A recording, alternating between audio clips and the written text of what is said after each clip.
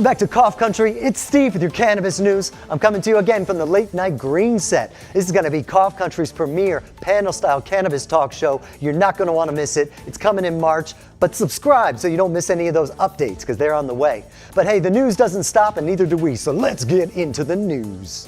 We start off with a look at 6 ways that technology is changing the face of cannabis as we know it. Then we look at Ganja and Guns. The U.S. government doesn't want cannabis users to have guns, but Pennsylvania is fighting back. And finally, we round out our dive into Thai sticks with part 3, the interview. And we sit down with the man himself, Mike Ritter, the guy bringing these things out of Thailand when it was happening. And he's got a lot to say, and you're going to hear it all right now on Cough Country News. Yeah. No sticks, no seeds, just news. From the Cough Country News Desk, it's Steve with your cannabis news. Marijuana used to be a dirty word, not to be brought up in polite company.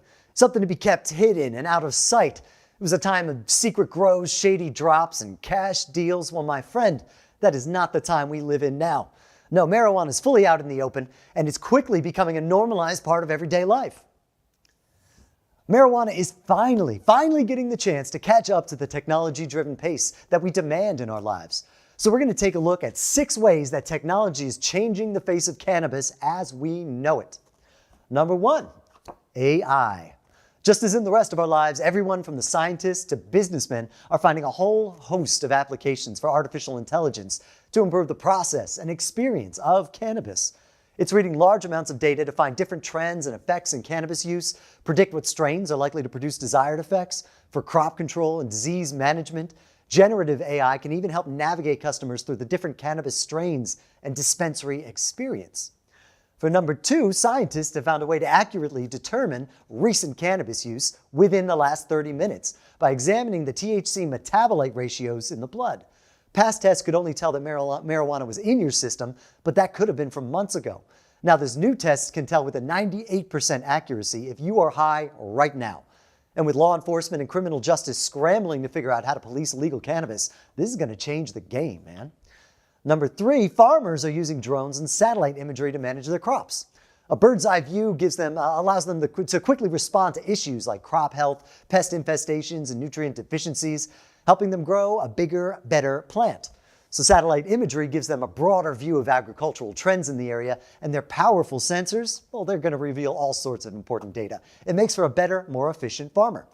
For number 4, traditionally, cannabis extraction is a slow, expensive, wasteful process. It's usually accomplished by dissolving the trichomes of a plant in some kind of solvent, removing the plant material, and then taking the solvent itself out. So new methods like vapor static extraction are solventless. They use less energy, less space, and don't produce hazardous waste. Now, this is an area pharmaceutical companies are particularly excited about as a cheaper, more efficient way to access the medicine in cannabis to use in their products. For number 5, in a legal market, you have to be able to tell a legal product from one made illegally, right?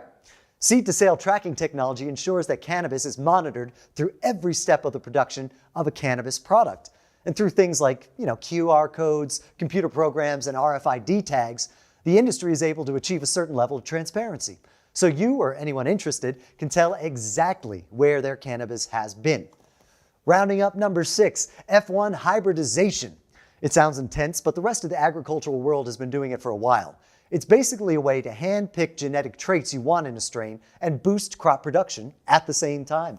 It's a bit of a complicated process, but it makes for a way more stable, way more reliable crop that grows really well and is easier than other methods like cloning. Guys, don't go anywhere. We're going to be back in 30 seconds with more news for you. We'll be right back. This is cannabis. And this is cannabis.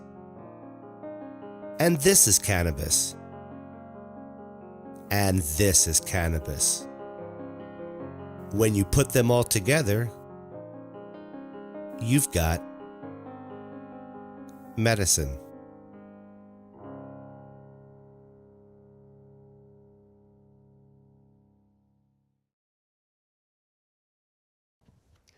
Welcome back, guys. Thanks for sticking around, but let's just get straight back into the news. What do you think? Marijuana and guns just don't mix. At least that's what the government keeps saying. They want to keep firearms away from people addicted to illegal drugs. But if cannabis is legal, like it is in Pennsylvania, why wouldn't you have your Second Amendment right to own a gun? The federal government has a pretty hands-off approach when it comes to states legalizing cannabis. Yes, it's federally illegal, but they've been pretty clear that they are not putting resources into fighting with states over marijuana. But when it comes to ganja and guns, that's apparently where they're drawing the line. So the Second Amendment says that citizens have the right to bear and keep arms. The ability to own a gun is pretty much baked into the fabric of this country. But federal policy says that anyone that is an unlawful user of a controlled substance, and marijuana is a Schedule I controlled substance, is barred from owning one. Even though the text says unlawful user, and cannabis is legal in how many states now, the ATF, the Federal Bureau of Alcohol, Tobacco, and Firearms, does not care. They point out on the form you have to fill out, if you use marijuana in any way, then you are not to be trusted with a firearm.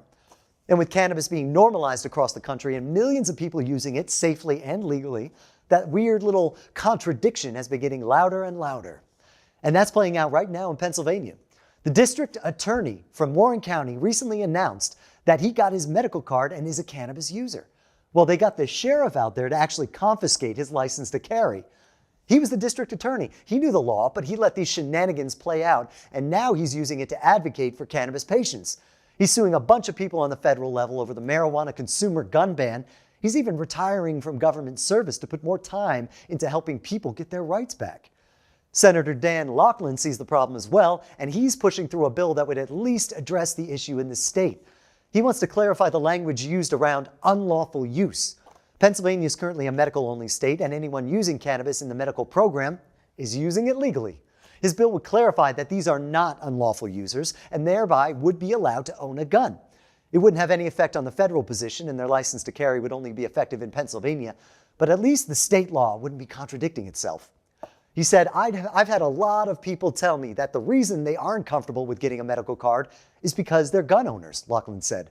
We're almost in this weird era of cannabis and guns and legality where it's almost like the old don't ask, don't tell phase in the military. And it's not like no one's bringing it up.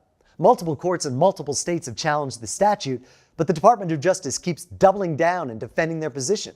So this is also coming as the Governor Josh Shapiro is pushing pretty hard for full legalization in the state, saying Pennsylvania is losing out on a competitive advantage as pretty much all of the state's neighbors are collecting taxes on legal marijuana. Hey guys, we're going to keep going on our dive into Thai sticks today. We've got Mike Ritter, the original scammer, smuggler, the guy bringing Thai sticks out of Thailand in its heyday. He wrote the book with Peter McGuire, The Thai Sticks, the Surfers, Scammers, and the Untold Story of Marijuana. It's going to be coming out as a documentary as well. That's on its way. So, Mike, thank you so much for joining us today. We're really looking forward to hearing from you. Thank you. Good to be here. Oh, yes it is. Yes it is. Obviously we have a lot of people kind of remembering what a Thai stick was. So if you could just clear that up for people like me who never saw one, what is a Thai stick?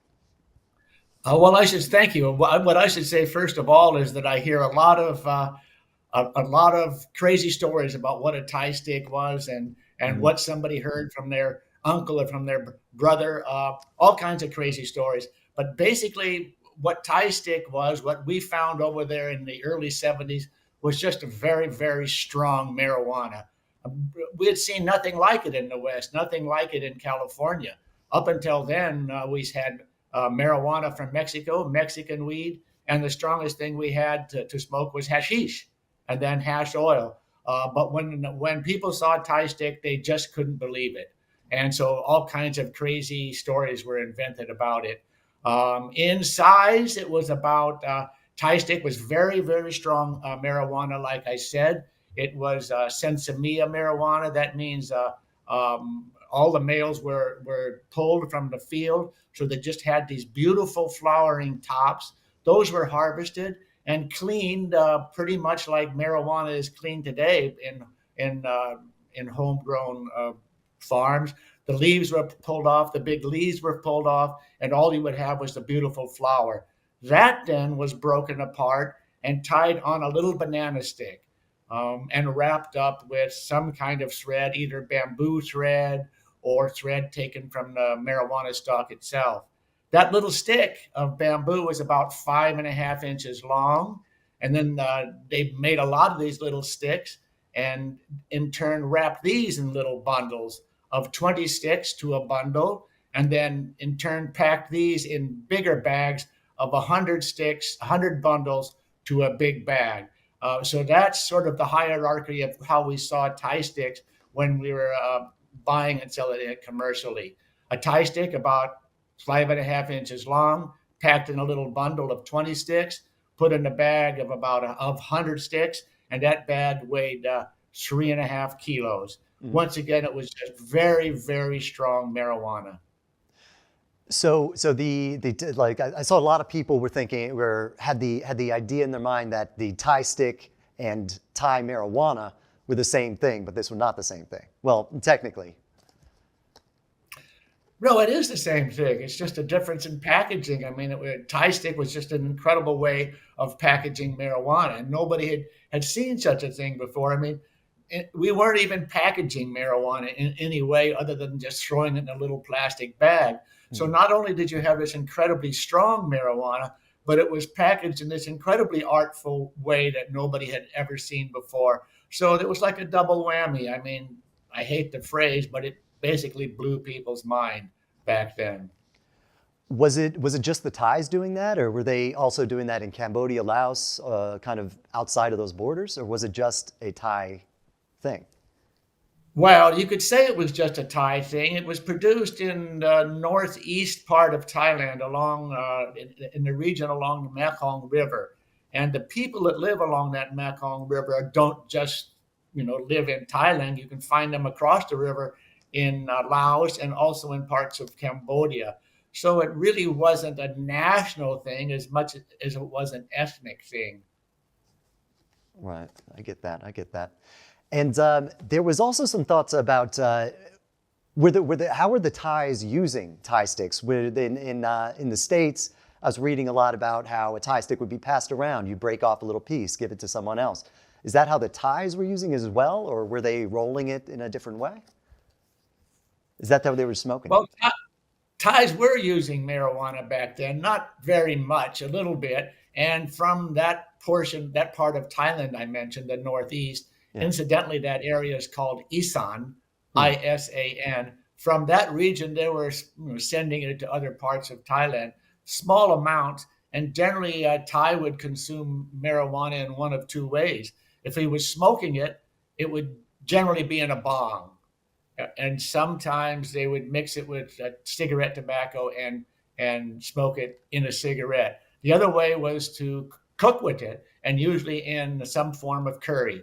So that was the way that Thais were using marijuana, but in very, very small amounts. It wasn't until the American GIs, appeared in the area, and the Thais noticed that they liked marijuana and were willing to pay for it, that the business started to grow.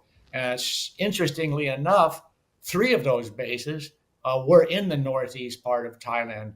There was the one right in the middle of what I considered a growing area. That was in the town of Nakhon Phanom. That was a search and rescue base. There was an Air Force base in a town called Korat, and also one called Udon. So those 3 bases are really where the Thai business started booming and where Thai marijuana was grown commercially. So you mentioned the GIs really kind of boosting this industry. Now, it seems to me like the GIs were the ones initially bringing back the Thai marijuana to the States, and that was the kind of the introduction of it. How much did Thai marijuana play into kind of cannabis culture as it kind of evolved through this time, and how much was it just like a kind of an actor in the background, kind of part of the scenery? Well, yes, the GIs were sending it back to the United States. They weren't carrying it so much as sending it back. And at that time, if you were in the military, you had access to what they called the military post office, which they abbreviated APO.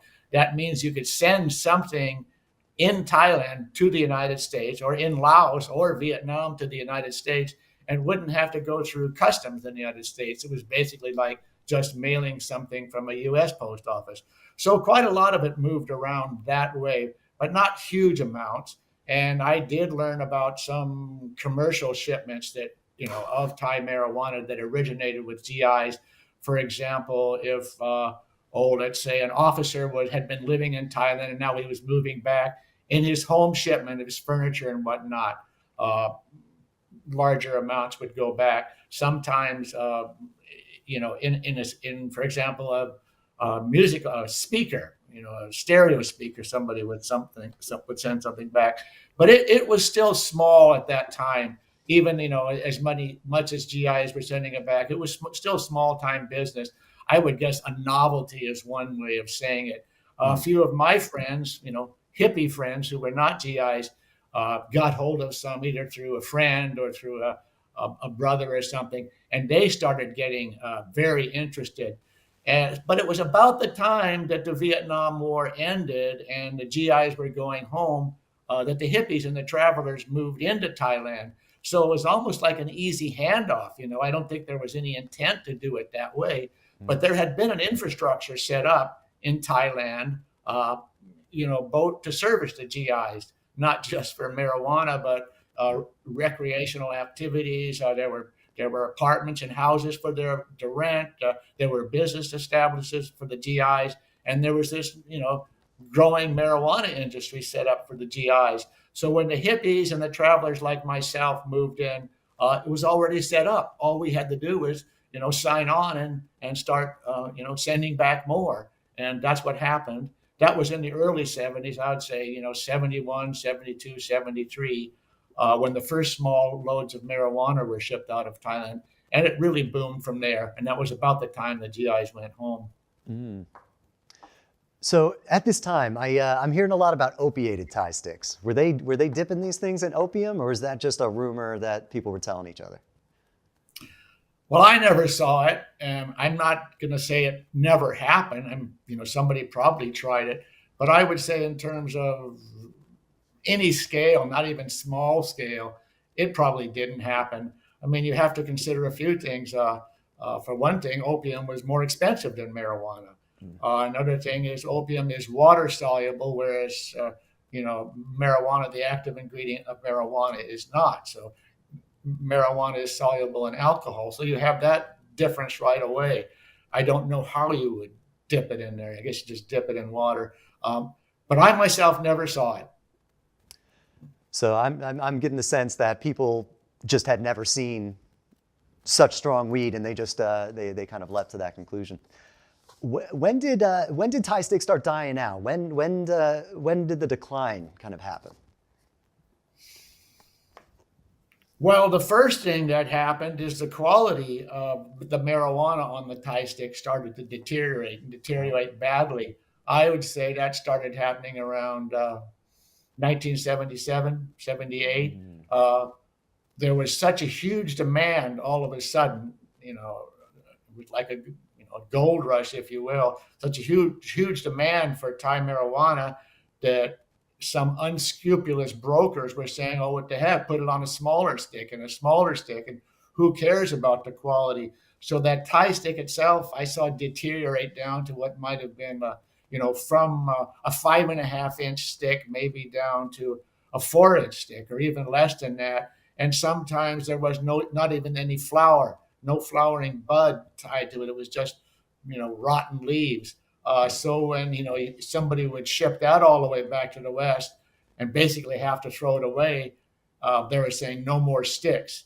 Also, people were beginning to complain about the weight of the stick, surprisingly enough. They wanted a refund on the gross weight of the sticks. But really, it was a quality thing. And when the Thais started showing me, for example, an untied bud, how beautiful it was, I said, yeah, that's what we want from now on. And the stick pretty much dropped out, very quickly, except for a few guys who wanted some nostalgic value. Because I'm also hearing about kind of post this time where people were still finding Thai sticks elsewhere, but there was a lot of suspicion that this was just imitation. Did you see a lot of people try to imitate just the form of the Thai stick, from all over the place, really? No, not. Yeah, people were playing in the United States, so they could tie a little on the stick. I think they were maybe having fun, or perhaps they thought they could get added value. But in Thailand, I continued to see Thai sticks, and even some very inventive ones, very big ones that looked something like your cigars, but it was just marijuana. There was nothing added to it. Although once again, I can't say that somebody didn't try this or that, putting what you call kief or oil. I can't say that somebody didn't do that, but it would be a very involved process and also very expensive. And I don't understand why somebody would do that. Right. So that actually kind of brings us to, I discovered these guys in California that are kind of in name bringing back the Thai stick, but it is going in a cannabis cigar route. Do you think that's just kind of like a bastardization of what a Thai stick was, or is there any kind of honesty to that,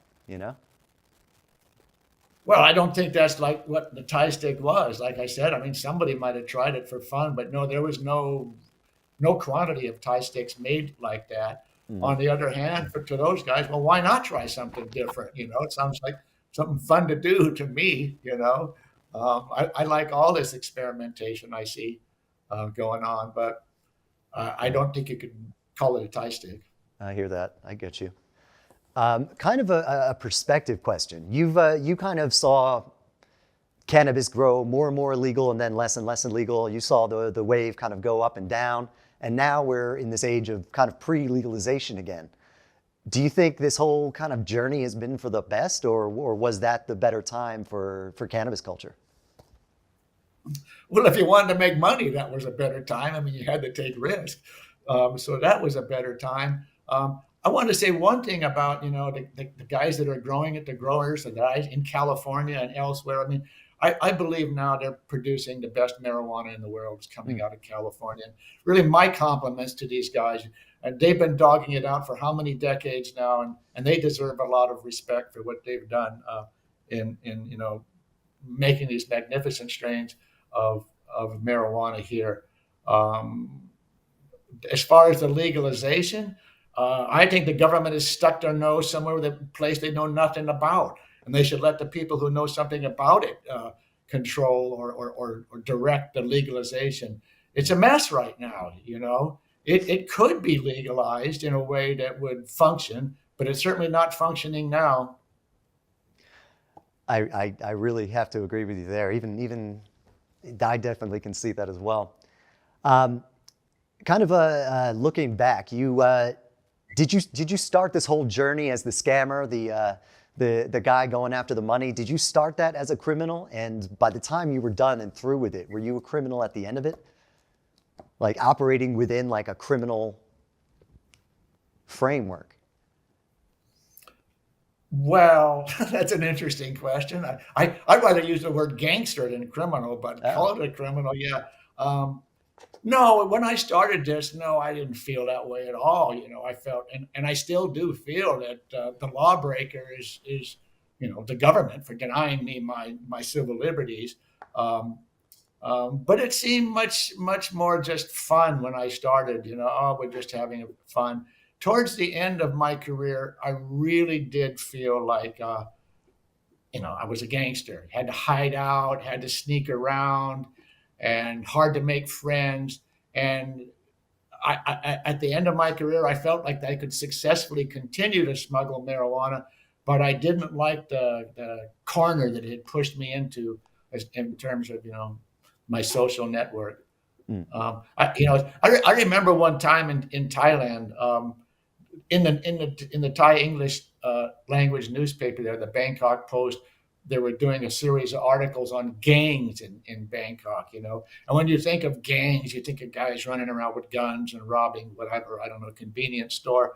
But one day I was sitting with my Thai broker, my Thai friend, and, these are really nice, non-violent guys. And he came up to me and he says, "Mike, you know what? We're a gang. We really are a gang." And I thought about it and I said, "Yeah, we are a gang. So we were gangsters. Can't deny it." Hey. All right, Mike, thank you so much for helping us out here. That kind of cleared at least it cleared a lot of things up for me. This has all been new information. I hope it works for you. Yeah. But tell us about your book. Where can we find it? Thai stick? Yeah, Thai stick. Well, I don't sell it. You know, it was published by Columbia University Press, and they're distributing through Amazon. So you can either get it through Amazon or through Columbia University Press. Or I think there's a few of them out there used too. Um, yeah, I have a new book out now too. It's on surf exploration in Bali. It's called Grajagan, after the well-known surf spot down there, Grajagan or G-Land. That's a pretty good book too. Yeah. Excellent, excellent. Yeah, that's awesome. I might as well promote myself once more. Yeah, Peter McGuire and I are hoping to come out with our documentary Thai Stick maybe this summer. So we've got a few things going. As soon as this summer. Oh, that's definitely that's a good time for it to come out. I like it. Things are never come out when you want them to, but we're hoping this summer. All right, I'll pray for you. I'll pray for you. All right, well, Mike, thank you so much. I really appreciate you coming on. I hope you had a good time. Yeah, I enjoyed these things. And best of luck to you and your enterprises. Absolutely, man. All right, guys, thank you so much for checking us out on Cough Country News. Be sure you like, subscribe, follow so you don't miss any more of this, and see the full interview on Cough Country News. We'll catch you next time, guys, on Cough Country News.